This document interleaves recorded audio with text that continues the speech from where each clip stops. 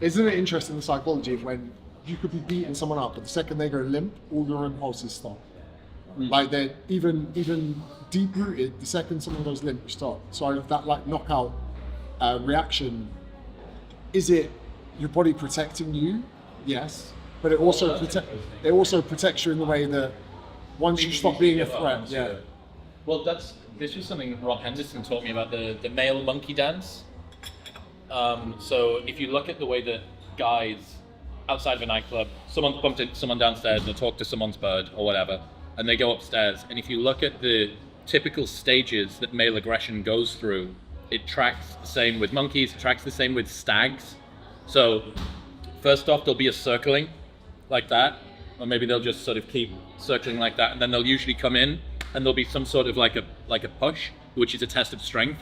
They'll do that, and then only after all of that is there a big overhand right. But the male monkey dance. But the interesting thing that Rob talked about was that there's no point, no young dude, 20s, full of testosterone, knocks out a grandmother, even if she pisses him off, because it's not a fair fight. The reason that you have a fight is that you have two people of potentially similar but as yet undetermined levels of strength and formidability, and we don't know. Let's put it to the test. But if there's an obvious imbalance, what was the point in doing it in any case? And what that comes across as is like sympathy or disgust or like an ick or somebody being predatory.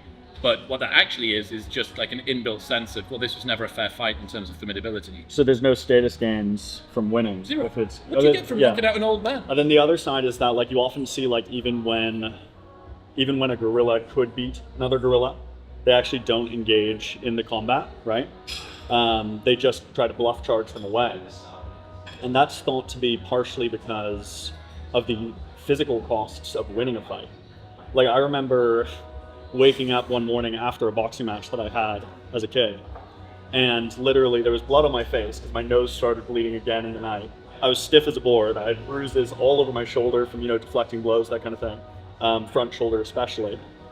And I thought to myself, I was like, oh my gosh, that was a fight that I won. Yeah. Right? Yeah. Like that's what, like I'd knocked the guy out in the third round, and that was about where I was supposedly the winner, and yet the next day I was like basically unable to get out of bed.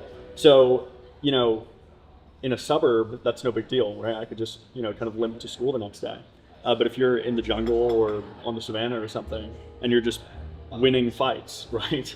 There's a cost that you're paying physically. Pyrrhic victories, for each everyone. one. Yeah. I knew that you were. I was going, that's my word. That's my only smart interjection to my book. But where did you learn it originally? Someone else's book. Me?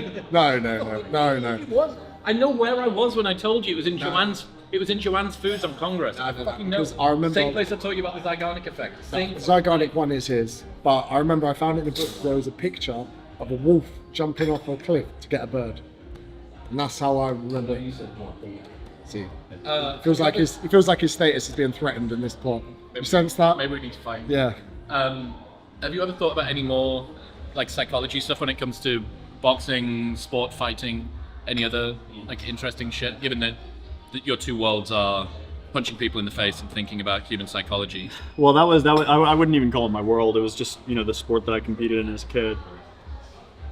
I think that it's I think that a lot of my thought around it has focused on what you've already talked about, which is just how unusual it is. Like most of male combat, in a way, never happens, in the sense that it's always, a stare down or a bluff or a shove, and then one guy kind of, makes a snide comment and walks off and saves some of his status, right?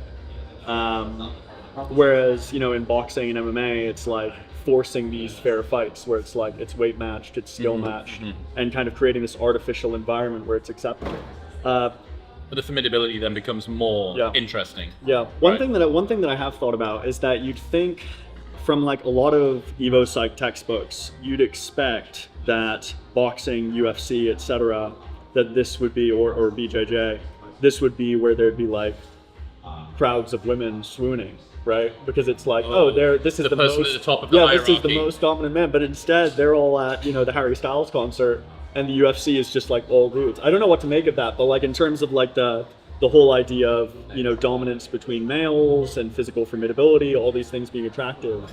I'm not saying that these guys aren't popular with women, but it's not like you're not better off being a rock star